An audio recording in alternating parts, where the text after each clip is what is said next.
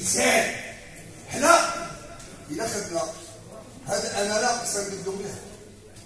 والراجل اللي ما غاديش يقبل الله سبحانه وتعالى لا في الدنيا ولا الاخره وهو اللي كيكذب ويعرف راسو كيكذب وقاسي فيه. ايوا الاخوان شدتهم الداخليه ولا كنقول الاستغلال وقعوا لها سدت عليهم الباب قاموا لا يدوروا هنا يدوروا حيت الناس ما عارفينش شكون اللي قهر القطاع. خصنا نعرفوا شكون اللي جاب هاد الشركات. عربياتنا يا اما نركبوا في المركب ونحاولوا نشدوا كاملين يعني قوافل ونغرقوا. ثاني حاجه هاد المذكرات الوزاريه اللي صدرات كنشوفوا فيها بصيص ديال الامان. ما كنقولوش بانها جات كتصف السائق المهني بصفه عامه ولكن كنشوفوا فيها بصيص ديال الامان. بالنسبه لطوق النجاة السائق المهني في انتظار صدور قانون منظمه المهنه والترخيص السائق المهني. من بين المطالب اللي خاصها تكون وهي علاش تقبرات المذكره الوزاريه 122 اللي كان فيها الحق ديال السائق المهني الممارس. اخوان بالنسبه للمذكرات الوزاريه لو انكم طبقت مذكره 61 ما كناش غنشوفوا القطاع داخل عليه الدخلاء، ما داخلش ليه معلم الشكار. كنتمناو اننا نوحدوا الصفوف ديالنا اللي ما قدرناش ناخذوا كله لا نتركوا جله. كاين بعض المكتسبات جابوها النقابيين جزاهم الله خيرا رغم الفساد النقابي والجمعوي. بالنسبه للمذكره 455 باش نكونوا واضحين مع ديالنا هذه مسؤوليه ديال العمال ورجال الامن والسلطات المحليه. جميع القرارات العامليه فيها البنود اللي كاينين في المذكره الوزاريه. علاش اللي بعدا غنديروا عندنا مقاربه امنيه؟ هاد الامور كاينه. كيف يقدر رجل الامن كيشوف مخالفات في سياره الاجره وما كيهضرش غير وعايش يطلب منك انت كمسؤول نقابي انك تهضر مع الشيفور؟ واش عندنا القوه الفجريه؟ بالله عليكم احنا سائق سياره اجره ومستغل مهني مساوي بين هذه البلاد. حنا ولاد البلاد ولا خارجين من بلاد اخرى. علاش يطبقوا علينا القوانين اللي بغاو هما؟ المذكره اللي جات واللي جات دابا ضد المستغل المهني وضد سائق سياره اجره. علاش ما يديروش لنا حقوقنا واخدين لنا حقوقنا وباغيين يطبقوا علينا حقوق؟ كيفاش هاد الحقوق باغي يطبقوا علينا؟ باغي ان السائق الهندام بالله عيب الهندام اللي غيجي هاد الهندام تيبقى لي 70 درهم في السائق تيبقى تبقى لي 70 درهم في نص النهار وفي النهار تبقى لي 100 درهم. منين غيجي هاد الهندام؟ تا هو غادي يحقوا هاد وزير الداخليه اللي خرج هاد القوانين انه ضد السائق سياره الاجره عدو سياره الاجره. لان علاش؟ لانه هما واخدين الكرايم 10 14 15 عائلتهم وولادهم كلهم عندهم الكرايم. الدري عنده الهام عنده الكريمه. وبالله عليكم انتم مغاربه ولا ماشي مغاربه؟ وبركه تحكموا الكتاب راه 30 عام انتم محظورين و40 عام انتم محظورين. دولتكم كلشي وتحويجكم كل عطيو لي التعسير الهندام ديال الامتياز. علاش؟ لان الدريين يحطوا بالكريمه عباد الله. عطينا الشيخات عطينا الكواليس يسيروا بالمليار عندهم كرايم. المغنيين بالاعلى المغنيين عندهم 4 6 لي كارطون ديال البوليس كيبحثوا عندهم هما الكرايم. وبالله عليكم ان سائق سياره 40 عام تيجي يفتح طاكسي ستاسيونات.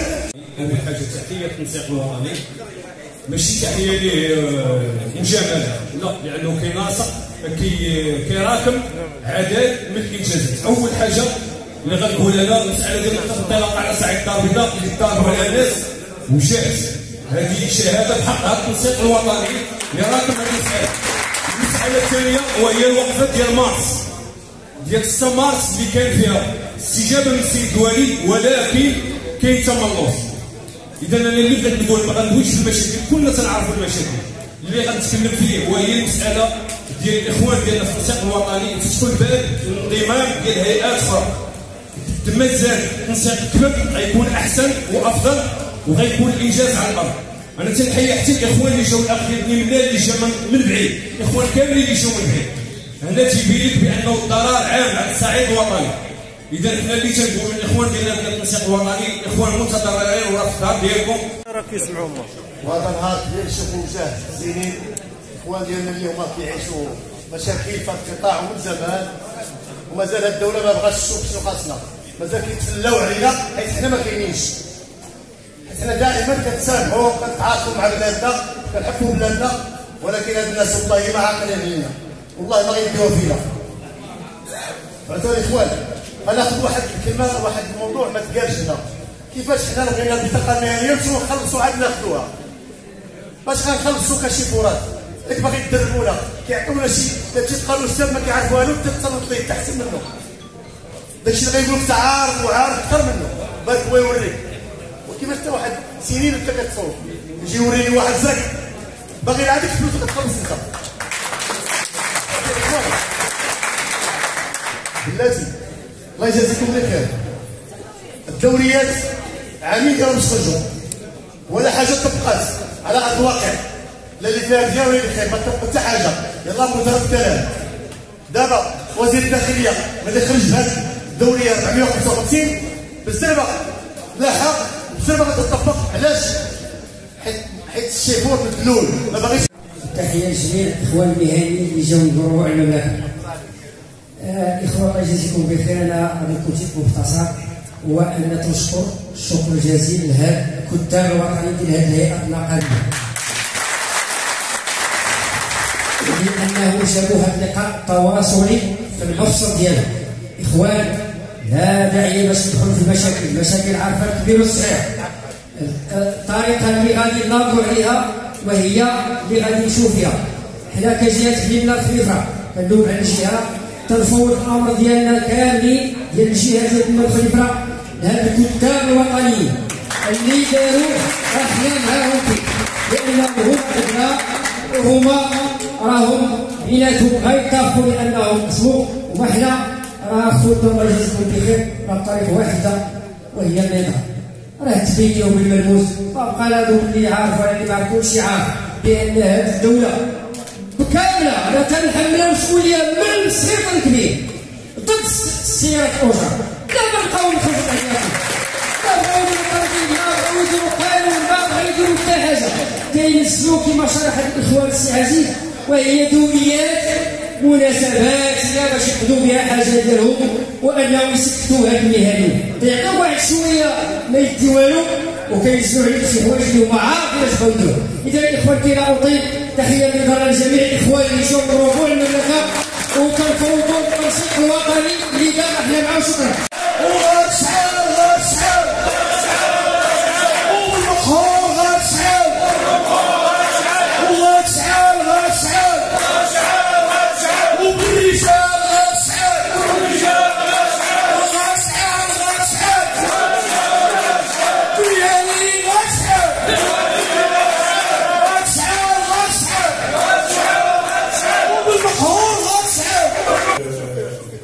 المشاكل راه كيما قالوا الاخوان كاملين مشاكل كنعرفوها ولكن دابا بغينا نخرجوا بواحد الخطه ديال العمل وهذا هو السؤال اللي طرح اشنو غيدار. لان كلشي عارفين هاد المشاكل اللي كاينه وهاد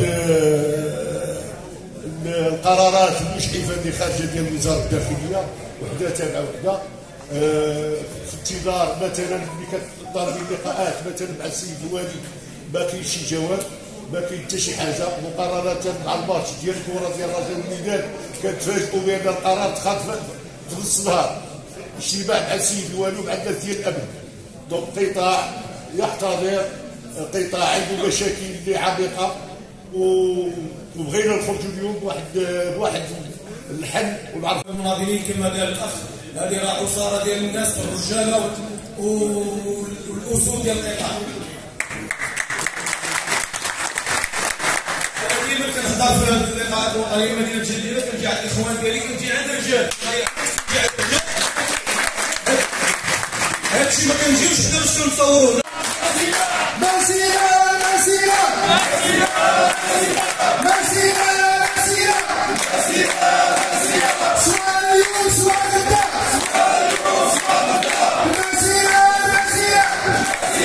الشكر الخاص للجنة التنسيق الوطنية كذلك شكر خاص وصراحة كنشكرهم على الحضور ديالهم جميع الهيئات اللي حضرات خارج مدينة الدار البيضاء اللي تكلفت العناء وتكلفت يعني خدات الاشغال ديالها وخدات الامور ديالها وجات حضرت معنا هذا اللقاء التواصلي باش ننجحوه ان شاء الله الرحمن الرحيم. بالنسبة لقطاع سيارة الأجرة يكفي توضيح الاخوان ديالنا في لجنة التنسيق الوطنية المشاكل كثيرة بزاف كثيره ولا جينا نخصيوها ما غيتبداش نهار ولا يومين ولكن ما فيها باس ناخذوا بعض المقتضبات من اجل التذكير غير بخصوص علاقتنا مع السلطه الوصيه على القطاع.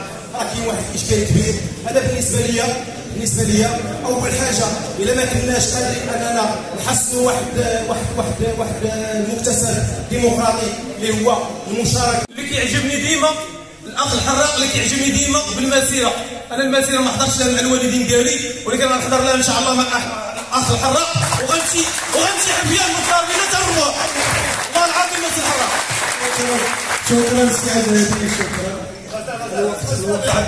تدخل. وبالنسبه كما قال الاخ مصطفى الكيحل، كنشكروا لان كنديروا قدوه في راسي، لان الاخ الكيحل كنعرف عليه غير العقول وكما كنقولوا هزان الراس قدام.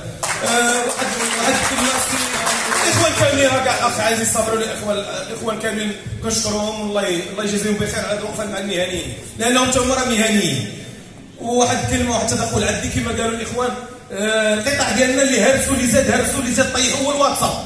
دابا رانا ولينا كنشوفوا الدوريات كما جاوا الاخوان كيناقشوا معنا ونفرضوا الوجود ديالنا، ولينا كنشوفوا وحدين خارجين كيغردوا خارج السر، كيقول لك حنا مستغلين غنوقفوا على شغلنا، مستحقين غنوقفوا على شغلنا. ملي غنوليو نوقفوا على شغلنا راه كتسيستينا الداخليه ولينا مفرقين. يعني هاد الناس ضربوا تاعيه وما بقاتش عندهم حتى قيمه، والقيمه هي اللي غنحضروا لهم حنا الرجال، حنا غنمشيو مع هاد الناس اللي ما حنا معاهم وتحريم